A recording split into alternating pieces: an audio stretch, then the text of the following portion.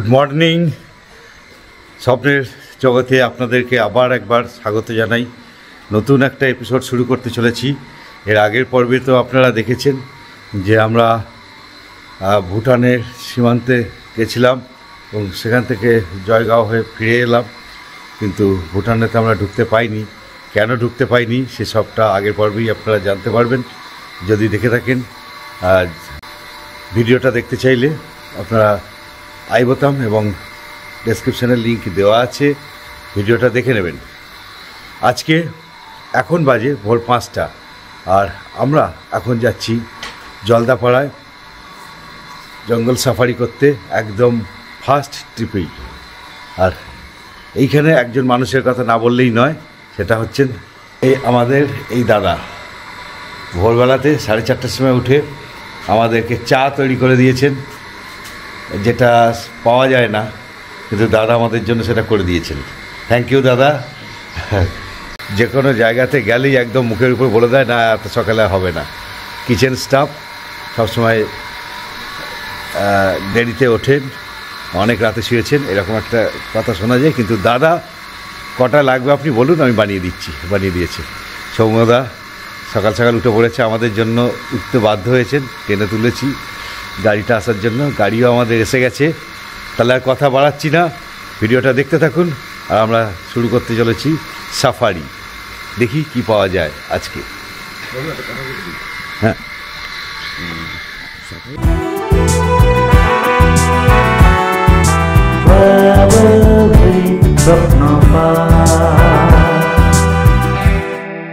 এই যে আমাদের গাড়ি।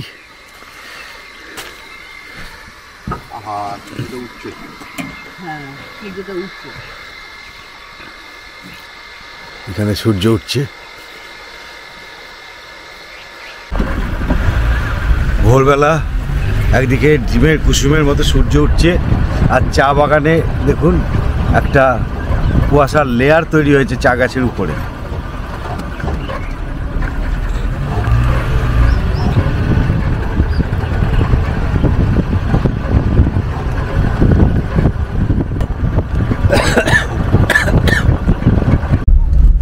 এই ভোরবেলায় আমরা বেরিয়েছি, কিন্তু বেশ একটা এই হেমন্তকালের মতো একটা ঠান্ডা ঠান্ডা ভাব রয়েছে। মানে গাড়ির হাওয়াটা লাগলে মনে হচ্ছে যে গায়েতে যদি একটা চাদর থাকতো বা একটা সোয়েটার থাকতো তাহলে বেশ ভালো হতো। এরকম আজকে মে মাসের 7 তারিখ, আমাদের ওখানেতে কলকাতাতে পুড়ছে, আর এখানে বেশ একটা সকালবেলায় ঠান্ডা ঠান্ডা ভাব। রিসর্টে তো কেউ কেউ তো গায়েতে চাদর দিয়ে শুচ্ছে, ভোরবেলায় গায়ে চাদর টেনে নিচ্ছে, পাখা অফ করে দিচ্ছে, এইরকম পরিস্থিতি।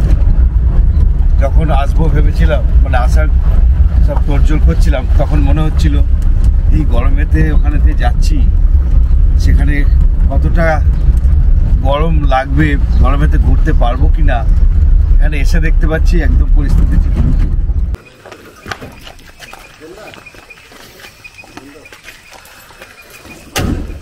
চলে এসেছি জলদাপাড়া ন্যাশনাল পার্কের গেটে।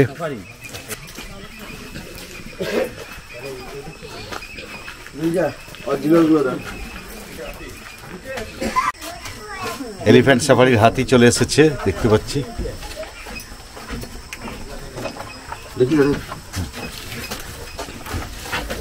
গাড়িও রেডি।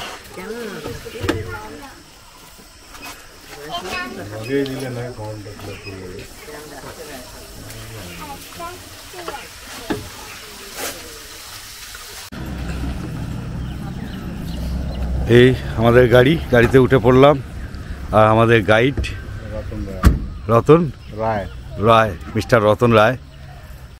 এবার আমি উঠছি। তবে জঙ্গল সাফারি হচ্ছে সম্পূর্ণ ভাগ্যের একটা ব্যাপার, কি পাবো না পাবো সেটা হচ্ছে নির্ভর করছে তাদের মর্জির উপর। দেখা যাক কি পাই।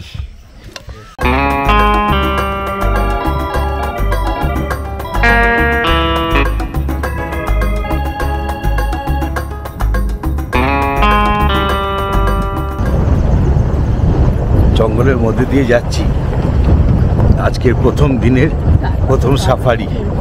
হচ্ছে জলদাপাড়া ওয়াচ টাওয়ারের দিকে। আচ্ছা, এরপরে ওদিক থেকে ব্যাক করে এসে হলং বাংলোর দিকে যাবো, হরিণডাঙ্গা, এই 3টা পয়েন্ট আমাদের, বুঝছেন তো? জলদাপাড়া সাফারি 3টা পয়েন্ট মিলেই আপনার 1.5 ঘন্টার সাফারি। তো 1.5 ঘন্টার সাফারির মধ্যে একটা জলদাপাড়া ওয়াচ টাওয়ার, আর একটা হলং বাংলো, আর একটা হরিণডাঙ্গা ওয়াচ টাওয়ার, এই আমাদের ডেস্টিনেশন। দুদিকে লক্ষ্য রাখছি কি দেখতে পাই, দেখি কিছু দেখতে পেলেই দাঁড় করিয়ে দিতে বলেছে। মানে ওনারা হয়তো লক্ষ্য করেননি, কিন্তু আমরা দেখেছি, বলতে দাঁড় করিয়ে দেবেন। যেতে যেতে আবার ময়ূর দেখতে পেলাম।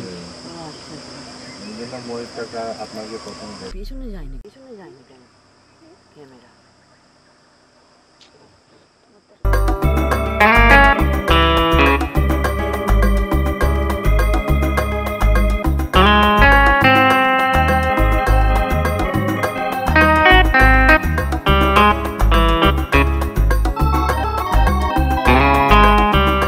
কিছু দূর যেতেই চোখে পড়ল কয়েকটা ইন্ডিয়ান বাইসন বা গাউর।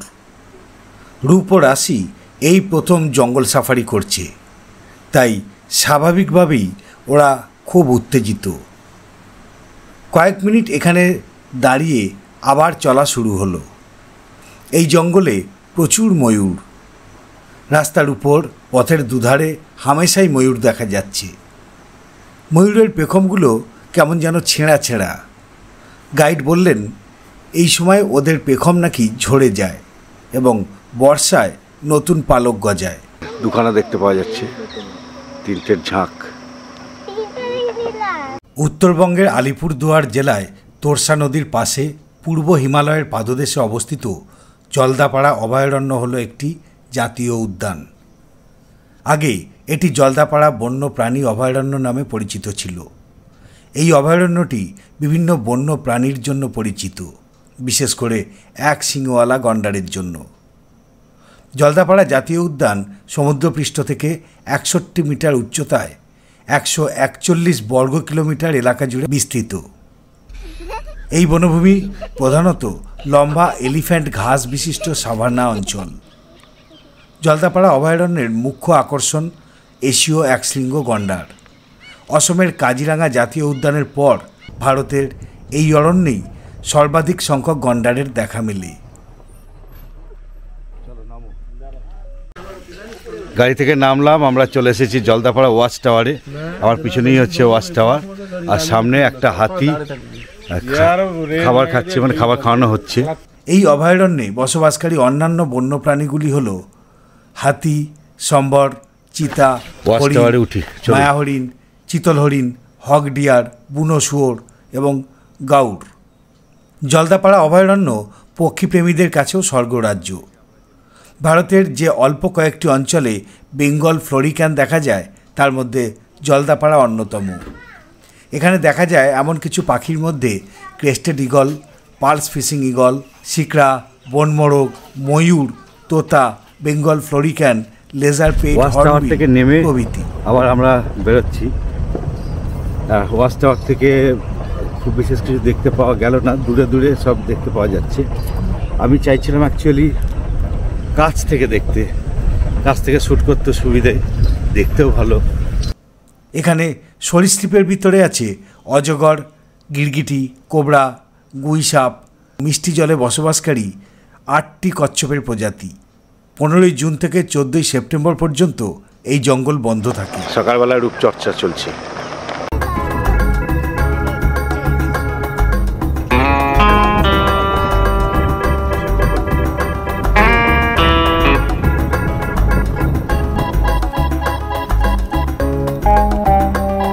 ওয়াচ টাওয়ার থেকে নেমে কিছু দূর যেতেই পথের ধারে এক গাউর পরিবারের সাথে দেখা হলো।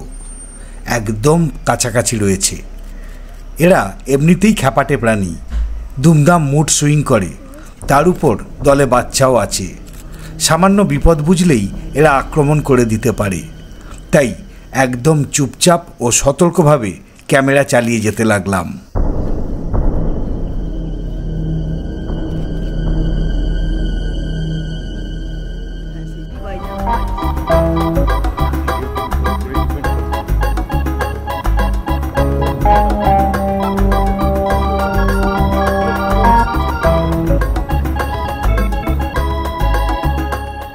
কিছুটা যেতেই দেখি দুটো ময়ূর মনের আনন্দে রাস্তার উপর পেখম মেলে নাচছে।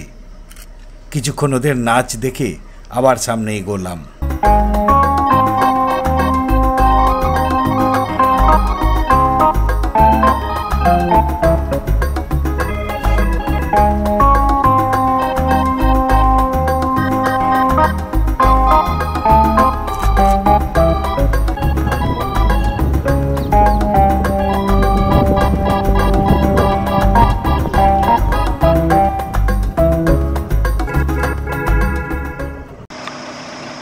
ওইখানে বুনো শুয়োর রয়েছে, একটুখানি দেখতে পাওয়া যাচ্ছে গাছের পাশে। দুটো বুনো শুয়োর পার হচ্ছে, দাঁড়িয়ে গেছে।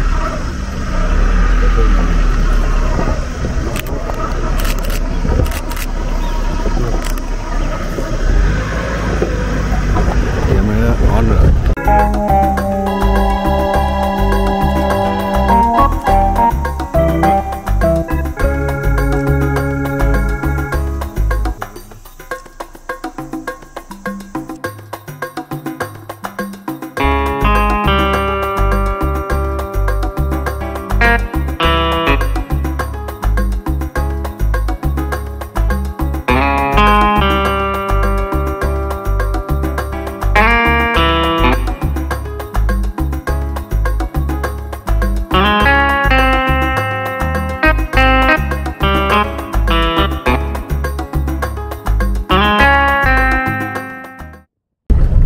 আমরা এবারে চলেছি হরিণডাঙ্গা। হরিণডাঙ্গাতে একটা ওয়াচ টাওয়ার আছে, সেটা উঠতে দেয় না, কিন্তু যাওয়ার পথে কিছু জীবজন্তু দেখতে পাবো আশা রাখছি। তারপরে হলং বাংলো যাব।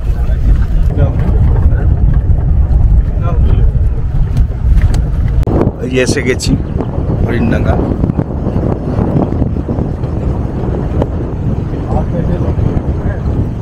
কোন দিকটা? আচ্ছা, কিছু একটা আছে এখানে, ফুল দেখেন গন্ডারটা পুরি। হ্যাঁ, যদি ওই দিকটা পাওয়া যায় কাছাকাছি। হাতি সাফারি চলছে। হাতির ওখানে একটা গন্ডারও আছে। এগুলো কি ঘাস? চেপটি ঘাস। চেপটি ঘাস চাষ করা হয়েছে হাতি, গন্ডার, ইন্ডিয়ান গাউর ওদের জন্য। ইলেকট্রিক ফেন্সিং করে রাখা আছে। কুনকি হাতি, পোষা হাতি, এটা বন বিভাগের। খাবার খাচ্ছে, ব্রেকফাস্ট। পিছন দিকে থেকে দেখিয়ে দেবো। আমরা এখান থেকে রাউন্ড মেরে বেরিয়ে যাচ্ছি।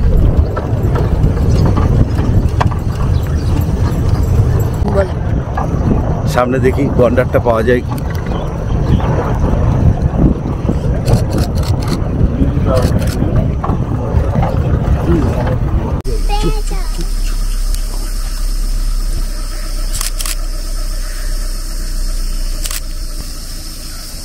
একটা ঈগল বসে রয়েছে।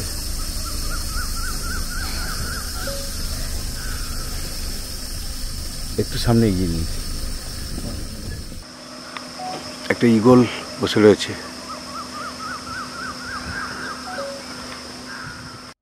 আমরা এখন চলেছি হলং বাংলোর দিকে। পথে দেখলাম একটা সাম্বার ডিয়ার হলং ঝোড়া পার হচ্ছে। দূর থেকে দৃশ্যটা কি ভালোই না লাগছে।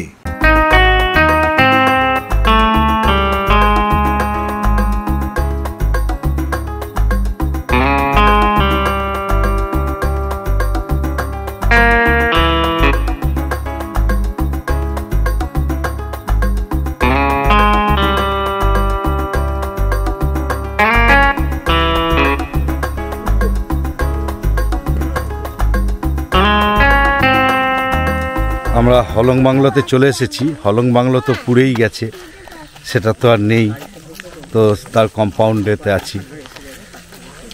আর জায়গাটাকে একটু ঘুরে দেখি। আজকে সাইটিং কিন্তু আমাদের জবরদস্ত হয়েছে।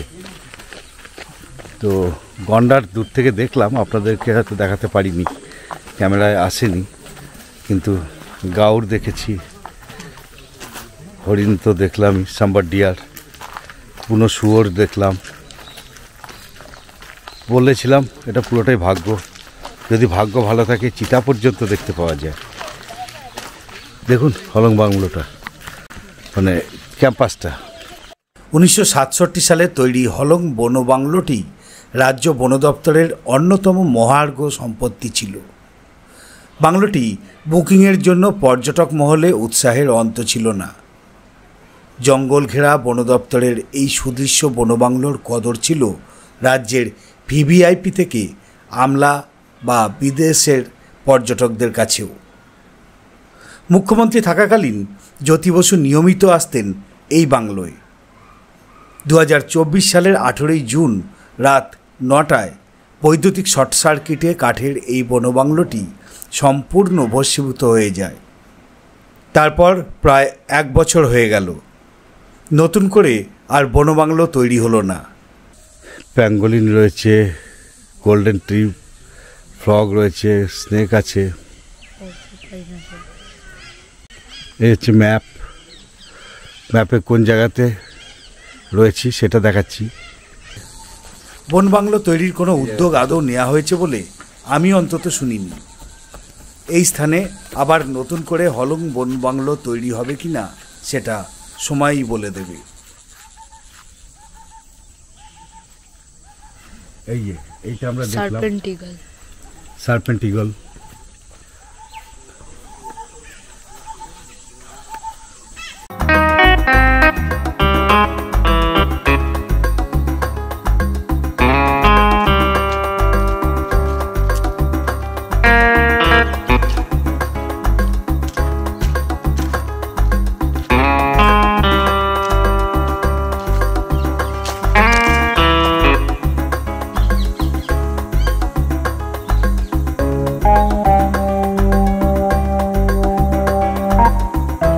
হলং বনবাংলোর সামনেই হলং নদী বা হলং ঝোড়া। ঝোড়ার অপর পারে একটা মাঠে সল্ট পিট করা আছে।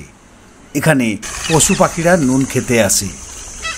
এখন অবশ্য কোনো পশু নেই, তবে ঝাঁক ঝাঁক পাখি বসে নুন খাচ্ছে। এই যে আমার বাঁদিকে রয়েছে হলং ঝোড়া, অনেকে এটাকে হলং নদীও বলেন। তো এইখানটা দিয়ে আর কি অনেক জন্তু জানোয়াররা সব জল টল খায়। আর আমার যে সামনেটা এই ডান দিকেতে রয়েছে, এই ডান দিকে ওই যে ঘরগুলো দেখতে পাওয়া যাচ্ছে, ওই ঘরগুলো হচ্ছে রান্নাঘর আর খাবার জায়গা। আর তার ঠিক সামনেই ছিল হলং বাংলোটা, পুড়ে গেছে। একটু বাদে আপনাদেরকে জায়গাটা দেখাবো। উঠোনটা তো স্পেস মতো তৈরি হয়েছে। ওইখানেতে দোতলার উপর থেকে সরাসরি এই শর্ট পিট দেখতে পাওয়া যেত, যেখানে জ্যোতি বসু এসে থাকতেন যখন মুখ্যমন্ত্রী ছিলেন। বুদ্ধদেব বাবুও বোধহয় বার কয়েক এসেছিলেন, তাই না?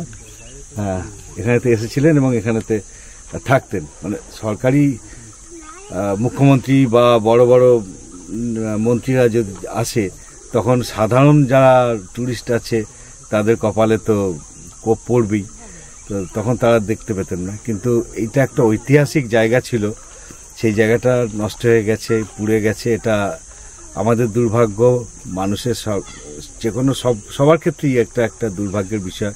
এখনও তো তৈরি হয়নি, জানি না এটা পরবর্তীকালে কি হবে, আরও তৈরি হবে কিনা। কিন্তু তার সাক্ষী, ইতিহাসের সাক্ষী বয়ে নিয়ে বেড়াচ্ছে এই হলং।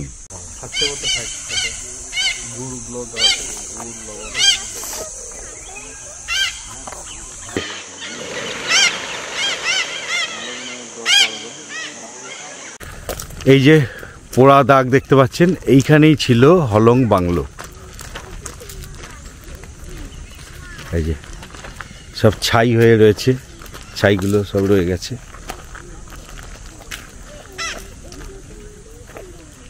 সেই হলং বাংলো এখনো আর তৈরি হয়নি। হলং বাংলোতে তো কোনোদিন থাকতে পারলাম না, কোথায় ছিল, কোন জায়গাটা ছিল সেইটাই দেখে গেলাম। এবার আমরা ব্যাক করছি, ফিরে যাব। তবে এটা বলতে পারি, আজকের সাফারি দূর থেকে আমরা গন্ডার দেখেছি, সামনে থেকে ইন্ডিয়ান গাউর দেখেছি, আর শুয়োরও দেখতে পেয়েছি। হাতিটা ওয়াইল্ড এলিফ্যান্ট দেখতে পাইনি, কিন্তু তা সত্ত্বেও আমরা বলবো আজকের ট্যুর গ্র্যান্ড সাকসেস। যারা জঙ্গল সাফারি করেন তারা এটা বোঝেন বা বুঝবেন যে সব কিছু একসাথে দেখতে পাওয়া যায় না একটা সাফারিতে। আমরা যা পেয়েছি সেটা কিন্তু অনেকটাই পেয়েছি। চলুন এবার গাড়িতে গিয়ে উঠি। এখনও বাইরে না বেরোনো পর্যন্ত সুযোগ আছে, দেখি আর কিছু পাই কি না। আমাদের গাড়ি দাঁড়িয়ে আছে। গাড়িতে উঠতে উঠতে একটা তথ্য দিয়ে দিই। হাতি সাফারি দেখাচ্ছিলাম আপনাদের। হাতি সাফারি কিন্তু আগে ছিল 1200 টাকা, এখন হাতি সাফারির রেট কমেছে, 1000 টাকা করে নেয় মাথা পিছু। 4 জন একটা হাতিতে চাপতে পারবেন। আমরা এবার বেরিয়ে যাচ্ছি, গাড়ি স্টার্ট হয়ে গেছে।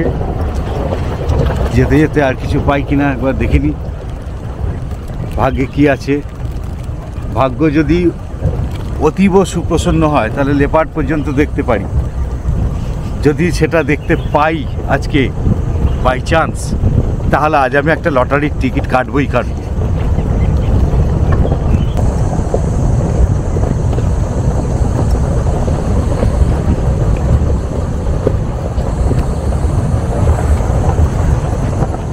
সাফারি শেষ হলো, গেট থেকে বাইরে বেরিয়ে আসলাম। এবার সাফারি সম্পর্কে একটু বলে দিই। সাফারির কার সাফারির টোটাল খরচ হচ্ছে, একটা গাড়িতে 6 জন থাকে, পুরো গাড়ির খরচ হচ্ছে 1750 টাকা। গাইডের চার্জ এর মধ্যে হচ্ছে 350 টাকা, আর বাকি 1400 টাকা হচ্ছে গাড়ির চার্জ। তো আপনি একজনেই যান আর 6 জনে মিলেই যান, এই 1750 টাকাই আপনার খরচ হবে। আমাদের গাড়ি দাঁড়িয়ে আছে।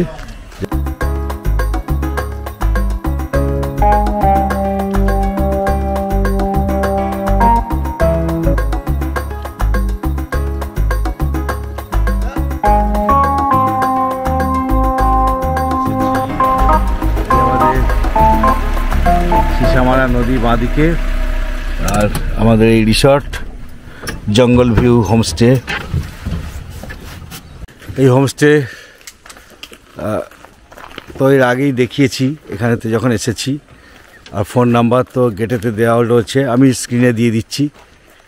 যদি এখানে থাকতে চান তাহলে থাকতেই পারেন। আগের ভিডিওতে অবশ্যই এগুলো দেখিয়েছি। এই সিসামারা নদীর ধারে, আর সামনেই হচ্ছে জলদাপাড়া জঙ্গল। এবার স্নান করব, খাওয়া দাওয়া করব, ব্রেকফাস্ট করব, করে তারপর বেরিয়ে যাব জয়ন্তীর দিকে। তবে সে ভিডিও এর পরের পর্বে আপনাদেরকে দেখাবো। এই পর্ব এখানেই শেষ করছি। পর্বটা কেমন লাগলো জানাবেন, আমি আশা করছি আপনাদের খুব ভালো লেগেছে। তাহলে এর পরের পর্বে জয়ন্তী দেখাবো। সঙ্গে থাকুন, দেখতে থাকুন, ভালো থাকুন। যদি আপনি ভ্রমণপ্রিয় মানুষ হন তাহলে এই চ্যানেল অবশ্যই আপনার জন্যই চ্যানেল। এখানেতে আমি নিয়মিত ভিডিও দিয়ে থাকি, সঙ্গে থাকুন। ধন্যবাদ। এই পর্ব আপনাদের কেমন লাগলো জানাবেন। ভালো লাগলে অবশ্যই একটা লাইক দেবেন। চ্যানেলটা যদি আপনার সাবস্ক্রাইব না করা থাকে তাহলে এমন ভ্রমণমূলক আরও ভিডিও দেখার জন্য চ্যানেলটা এখনই সাবস্ক্রাইব করে রাখুন। এক একটা ট্র্যাভেল ভিডিও নির্মাণের জন্য প্রচুর অর্থের পাশাপাশি অনেকটা মোটিভেশনেরও প্রয়োজন হয়। আপনারা যেভাবে উৎসাহ দিয়ে চলেছেন তার জন্য আন্তরিক কৃতজ্ঞতা জানাই। এছাড়াও আপনারা জয়েন বোতাম ও থ্যাঙ্কস বোতামের মাধ্যমে আমাদের পাশে দাঁড়াতে পারেন। আপনারা ভিডিওগুলি দেখতে থাকুন, সঙ্গে থাকুন, এই আবেদন রইল। ভালো থাকবেন। ধন্যবাদ।